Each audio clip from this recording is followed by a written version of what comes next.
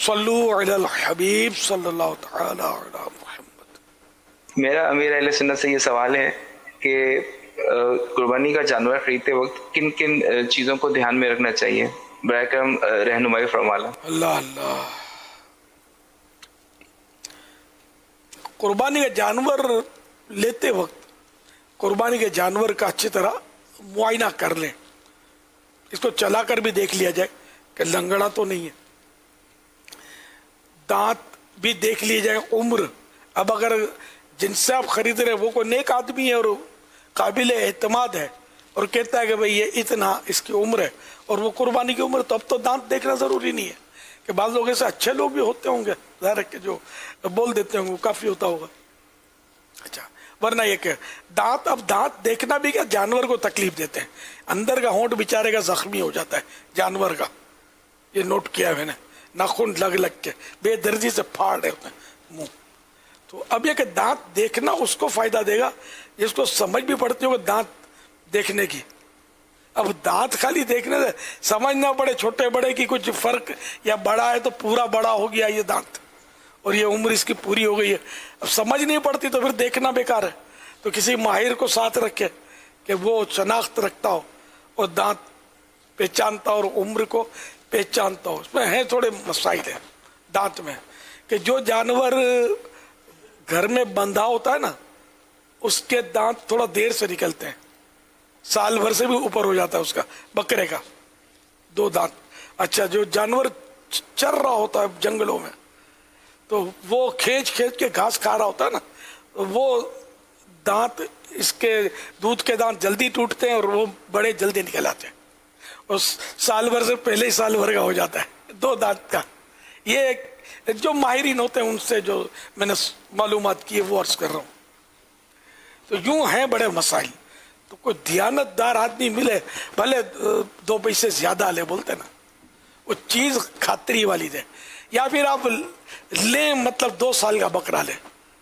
1 سال کا لے، 1 سال میں رسک فیکٹر موجود ہے، 2 دانت سمجھ نہیں پڑتی، پھر یہ ایسی ٹیکنیکیں کرتے ہیں، نقلی دانت لگا دیتے ہیں اور کیا کیا کر کے مطلب وہ 2 دانت کا وہ بنا دیتے ہیں، اس کو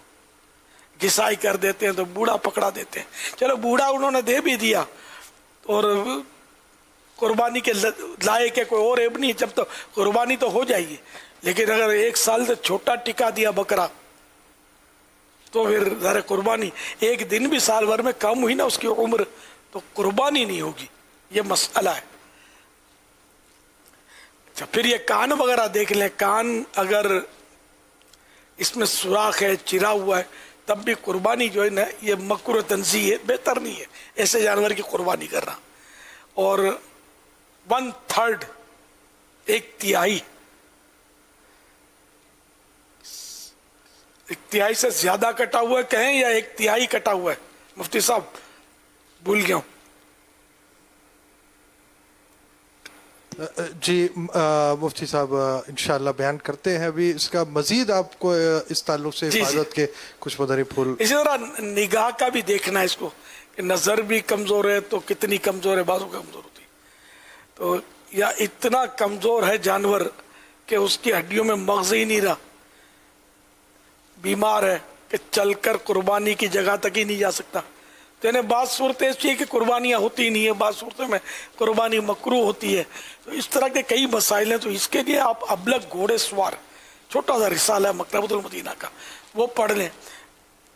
یا ہماری دعوت اسلامی کی ویب سائٹ سے اس کو ڈاؤن لوڈ کر لیں،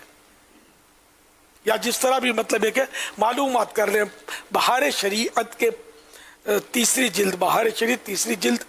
اور 15واں حصہ، اس میں قربانی کے جانور کی تفصیلی